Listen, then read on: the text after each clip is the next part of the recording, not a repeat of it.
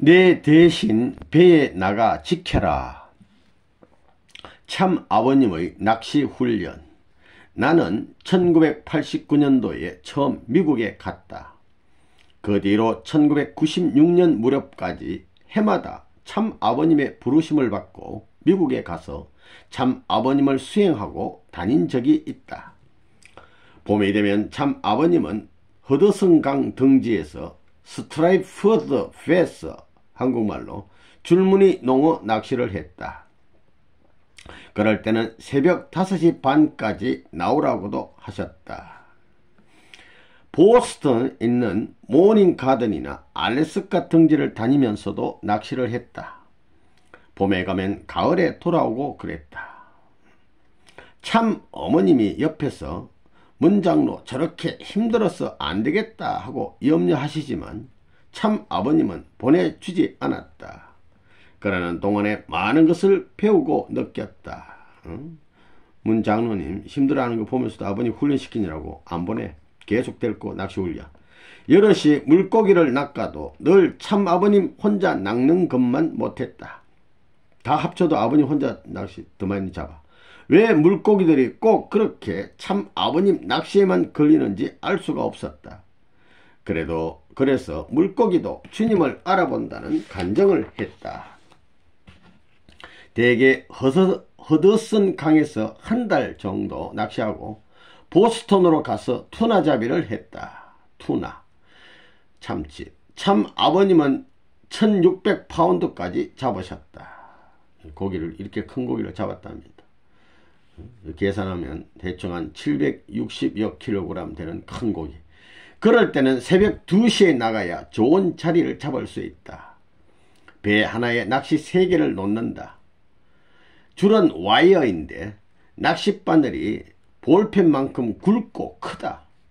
보통 7, 80m 깊이로 그것을 바닷속으로 물속으로 내려놓고 쳐다보고 있으면서 이야기도 하고 회도 떠서 먹고 난다.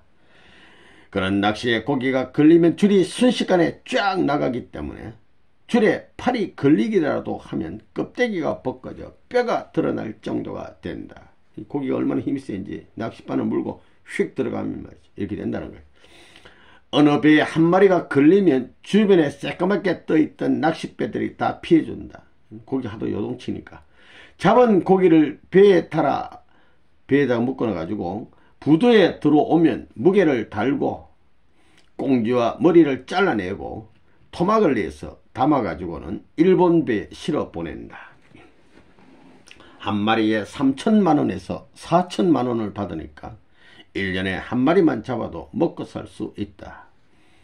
처음 보스턴에 가서 투나잡이를 하는데 모두 노란 비옷을 입다 보니 멀리서 봐도 우리를 다 알아보았다. 저 사람들은 전부 다 어떤 사람이 다 알아봤다는 겁니다. 거기에 우리 배가 70여 척 있었다. 처음에는 바다가 얼마나 깊은지 퍼렇게 보여서 너무나 무서웠다. 파도가 치면 옆에 배가 보였다 안 보였다 할 정도가 된다. 파도가 너무 세. 배가 쑥 들어갔다 나왔다 하니까 안 보여. 그런 바다에서 뱃사람들은 먹을 것을 싣고 나가서 한두 달 있다가 들어온다. 그 무슨데 한두 달 바다에서 먹고 잡으면서 고기 잡는다 하지 않습니까? 어느 해 가을쯤 되자 참 아버님이 모닝가든에서 같이 온 사람들을 모두 데리고 알래스카로 가셨다. 그때 나에게는 너는 여기 혼자 남아 일본 식구들 교육하고 있으라. 투나를 잡으면 연락해라 라고 말씀하셨다. 모닝가든은 옛날 천주교 수녀원으로 사용하던 곳이다. 그러니까 그림을 보면 참 아버님 모시고 알래스카에서 할리밭을 잡은 모습 되겠습니다. 여기는 바다고 여기는 쉽게 말하면 배 위가 되겠습니다. 이거 할리밭 한 마리 큰 거 한 마리 잡았는데요. 아버님 여기 계시고 요 뒤에 계신 분이 문 장로님 되고 요분은 형님 되시는 문용선 장로님, 요분은 전 일본 협회장 구복기 선생 되시고 이분은 아버님 보좌관 윤기병 보좌관, 요분은 일본 식구 운호의 일본 식구가 되겠습니다. 한 마리 큰 거 잡아가지고 모두 다 기뻐서 이렇게 웃고 있는 모습 되겠습니다. 나무가 울창하고 큰 집이었다. 그 집에 혼자 남아 밤새워 지키는데 무슨 마음에 눈물이 나서 엉엉 울었다. 엉엉 울었답니다. 그러니까 가옥 중에 같이 계시던 분이 다가 혼자 남으면 외로워서 무서워서 울 수도 있어요. 다음날 인근 교구장에게 전화해서 빨리 오라고 부탁해 함께 있으니까 얼마나 안심이 되는지 몰랐다. 거기서 한 달쯤 지내면서 낚시를 했다. 참 아버님이 가시면서 물고기를 3마리만 잡으라고 말씀하셨다. 물고기, 투나 큰 거 3마리 잡아라. 어느 날 새벽 1시에, 이제 새벽부터 나가야 좋은 자리 잡으니까 1시에 차를 불러가지고 부두에 나갔더니 배들은 다 있는데 아무도 나오지 않아 이상하다고 생각하고 있던 차에 일본 식구들이 왔다. 선창으로 나가니까 파도가 산더미처럼 밀려와서 사람들이 물을 뒤집어 쓰고 야단이 났다. 막 그랬더라도 고기자로 나가. 파도를 헤치며 2시간쯤 나가자 햇빛이 나면서 잠잠해졌다. 옷은 다 젖었지만 배가 뒤집어지지 않는 것이 천행이었다. 천만다행이야. 그날 2마리는 놓치고 3마리를 잡았다. 2마리는 탁 도망가고 3마리 잡았어. 저녁 식사를 하면서 회의를 하는데 일본 식구들이 나에게 최고라고 했다. 바람이 심하게 불었었는데 어떻게 그 바람이 잦아지고 3마리를 잡을 수 있었어요 하고 말하니까, 그래서 내가 바람이 그렇게 심하게 분다는 것을 알았으면 미리 이야기를 좀 해주지 그랬냐고 했더니 모두가 무조건 문 장로님을 믿고 나갔습니다 라고 대답했다. 일본 식구들은 그만큼 말씀에 절대 복종하는 신앙을 한다. 아무튼 투나 3마리를 잡았다고 참 아버님께 전화를 드렸더니 몹시 기뻐하시면서 알래스카로 오라고 하셨다. 참 아버님은 그때 나를 훈련하신 일을 두고 1991년도에 미국 식구들에게 이렇게 말씀하신 적이 있다. 셋째 동생 문용현 장로를 배치하고 내 대신 배에 나가 죽더라도 거기를 지키고 일찍 나가고 새벽 1시에 나갔잖아. 타라, 배를 타라고 명령했다. 보통 고기 잡는 게 5시 30분에 시작한다. 투나잡이는 3시에 한다. 투나잡이는 더 일찍 나가야 돼. 통일교회 남자나 여자나 훈련해서 여러분 아들, 딸에게 대양에 대해 관심을 갖게 해야 될 것이다. 바다에 대해서 좀 관심을 갖도록 해야 되겠습니다. 낚시 훈련 졸업. 알래스카 키나이라는 그곳은 얼음산 빙하가 녹아 새파란 강물이 흘러간다. 그곳에는 전세계 낚시꾼들이 모인다. 고기가 많으니까. 거기에는 사슴과의 큰 동물인 야생 무수도 많다. 물줄기가 둘이라 올라갔다가 떠내려오면서 낚시를 하는 경우로 수백 대의 배가 오르내리고 있다. 거기에서 배 하나를 사서 킹셀먼 연어 낚시를 했다. 6개월은 밤이고 6개월은 낮인데 밤은 항상 흐린 날과 같으며 밤이지만 밖은 훤하다. 한 번은 신문 전면에 참 아버님이 낚시하러 왔다고 보도가 됐다. 윤기병 보좌관이 신문을 가져와서 딱 보여주면서 딴 데로 옮겨야겠다고 보고를 드렸다. 그런 오지에서도 참 아버님은 유명했다. 어디 오지에 가도 아버님은 다 알아봐. 특히 그곳은 별의별 사람들이 모이다 보니 위험했다. 딴 데 집을 알아보라고 해서 윤 보좌관이 가서 예약하고 그 이튿날 짐을 싸서 갔는데, 그 이튿날 막 이사 갔어. 그 집 주인이 보더니 그 집도 레버논문 하고 소리쳤다. 어디로 가시든지 피할 데가 없다는 말씀이 실감난다. 금방 또 숙소를 옮겼는데 그 집도 알아보는 거예요. 한 번은 알래스카에서 배를 타고 낚시를 다녀오다가 사고가 난 적이 있다. 배 2척이 나가서 한밤중에, 밤이 컴컴할도록 늦도록 낚시를 하고 돌아오는 겁니다. 밤중에 뭐 불이 없으니 컴컴해. 한밤중에 돌아오는데 바다가 새카맣고 앞이 보이지 않는 가운데, 안 보이니까 그냥 나침판 하나를 의지해 오고 있었다. 귀가하는 중 날이 워낙 춥다 보니 참 아버님과 나만 등을 대고 앉아 있었다. 아버님과 등을 딱 대고 앉아 있었는데 그렇게 1시간쯤 이렇게 오는 중인데 와장창 하는 소리와 함께 배가 1m쯤 튀어 올랐다 떨어졌다. 암초에다 받았는지 혹은 고래에게 받쳤는지 하여간 시동이 딱 꺼져버렸어. 참 아버님이 왜 그래 하고 물으시자 운전사가 어디에다 박은 것 같습니다 라고 대답했다. 옆에서 뭐가 철썩철썩 거리는데 뭔지 알 수가 없었다. 모르게 무슨 큰 물고기가 박치게 할 수도 있고 마침 손전등도 없어서 확인해 볼 길이 없다 보니 암담했다. 배는 공중에 떴다 떨어졌지. 시동은 꺼졌지. 그런 상황에서도 참 아버님은 끄떡도 하지 않고 앉아 계셨다.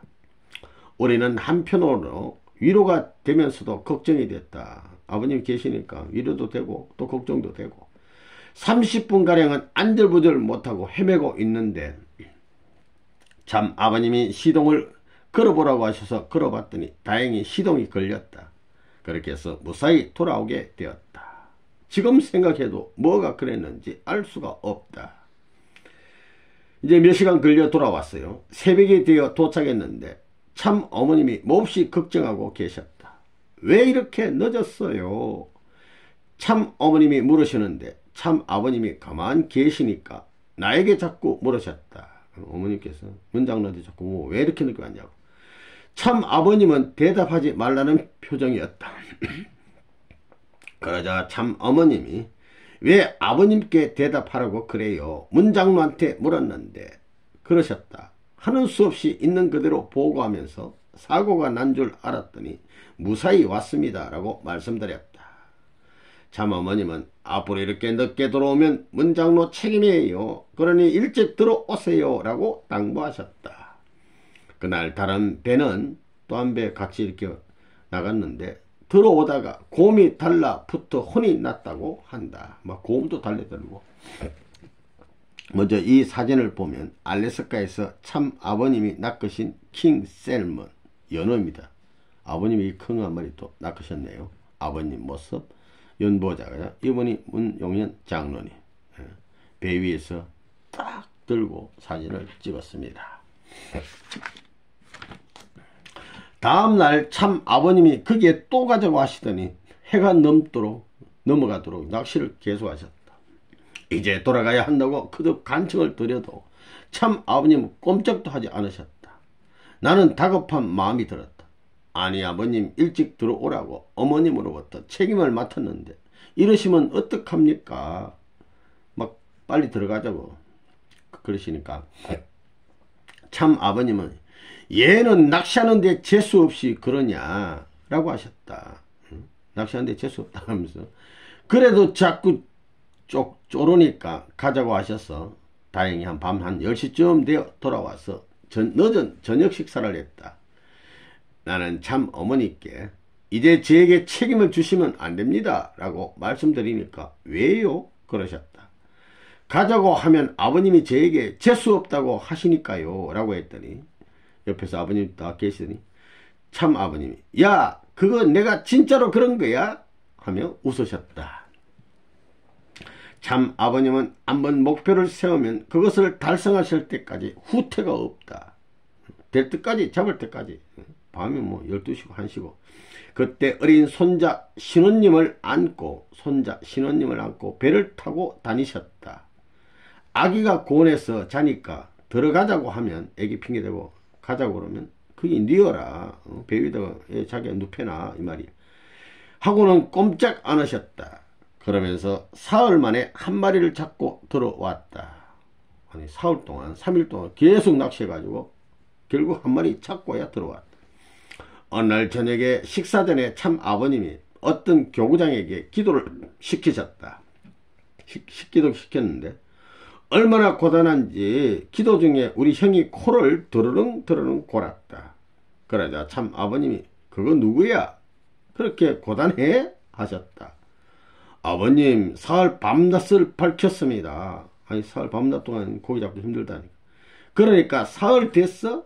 그럼 잠 안 온 방법을 가르쳐 줄까? 라고 하셨다. 그래서 네, 그런 방법이 있으면 좀 일찍 가르쳐 주시지 그랬어요 라고 했다. 참 아버님은 너희는 내가 사흘 동안 잠을 못 잤다 라고 생각하지, 그러니까 졸리는 것이다. 나도 너희와 똑같이 한숨도 못 잤다. 그렇지만 잠을 못 잤다는 의식을 갖지 않기 때문에 졸리지 않는 것이다 라고 말씀하셨다. 의식으로 육체를 주관해. 그렇게 나는 몇 년간 훈련을 받았다. 그 뒤에 참 아버님은 너 이제 졸업했다, 합격했다 라고 하신 그 다음부터는 부르지 않으셨다. 낚시훈련 졸업해서 합격. 그렇게 하기까지 허드슨강, 또 보스턴, 알래스카, 하와이, 캐나다 등 안 가본 데가 없다.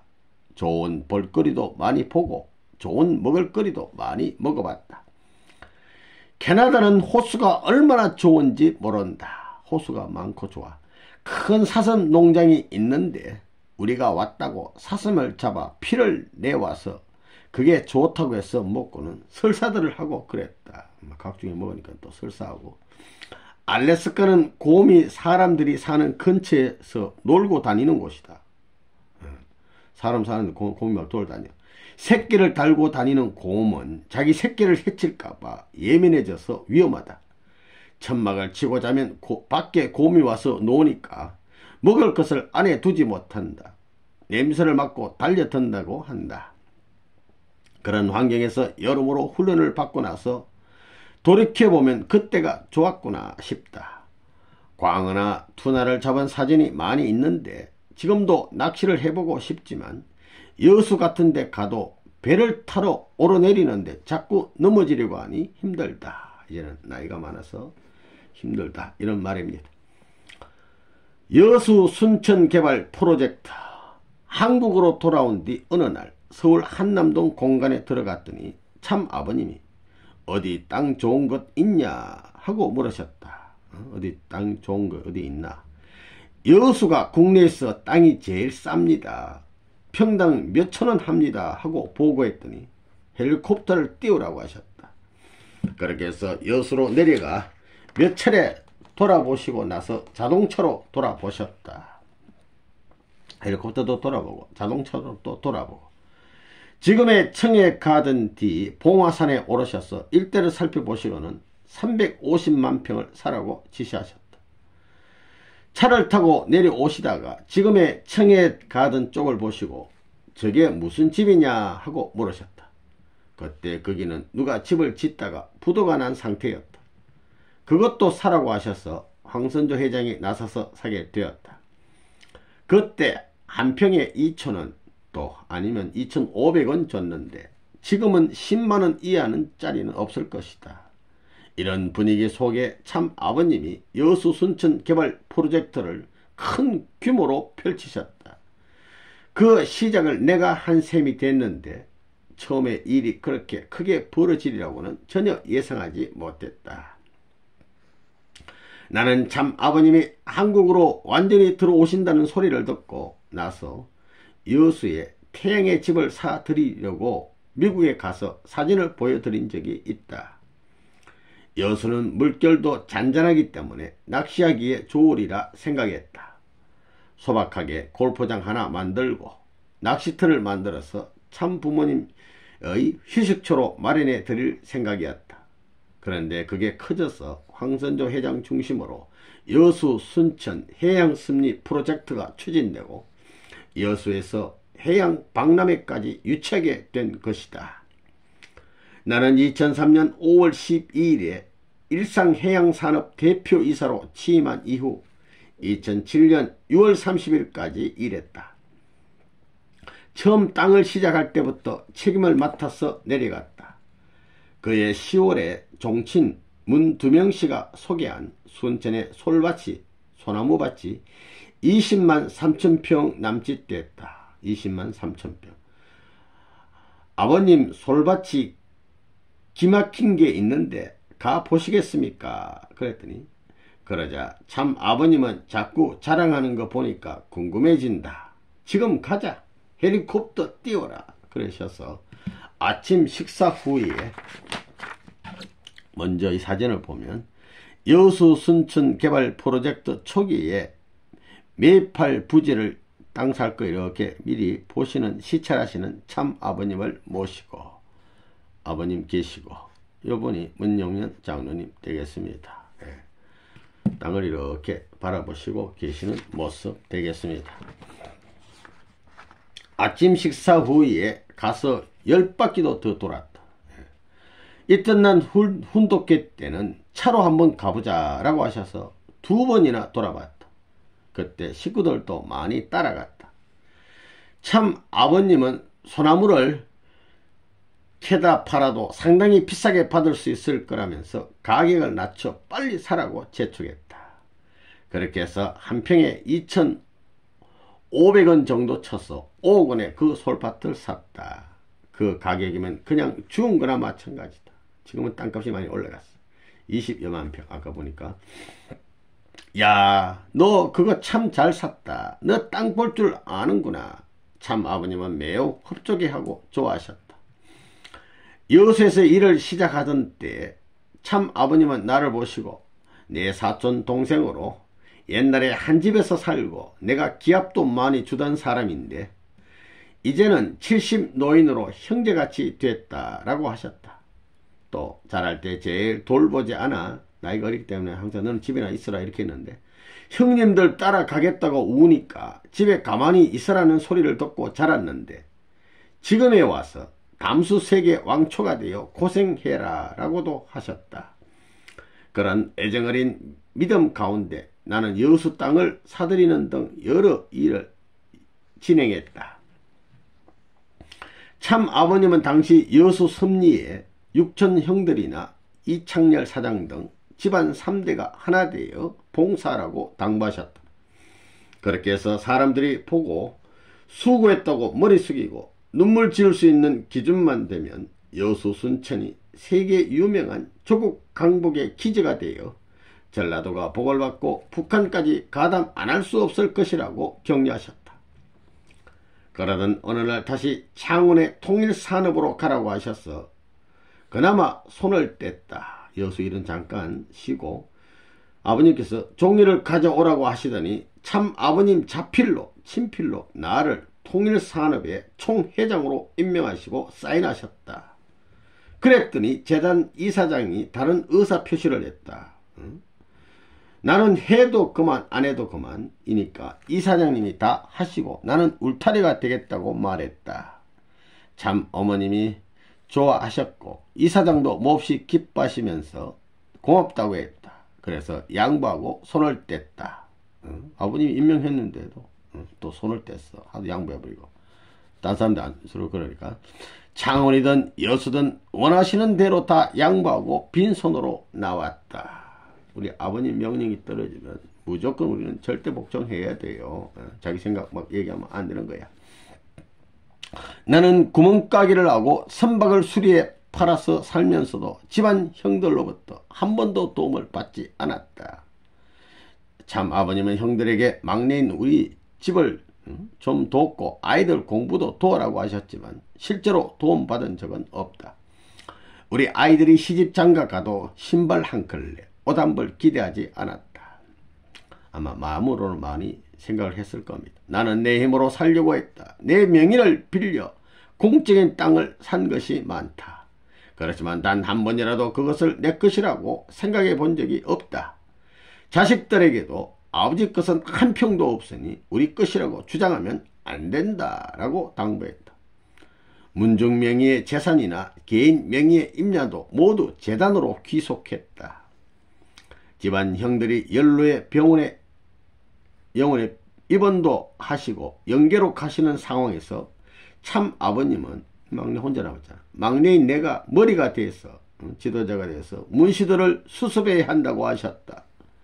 특히 2003년 12월 여수에서도 나를 보고 새로운 천국 건설을 향하여 항하는데 형들이 관리하던 구리 교문리 통일동산이나 청편 전체를 인수해서 중심이 되어 책임지고 가정부터 정리해야 한다고 명하셨다.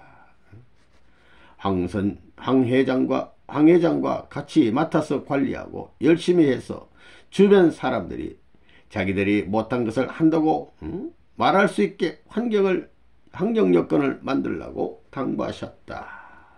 아주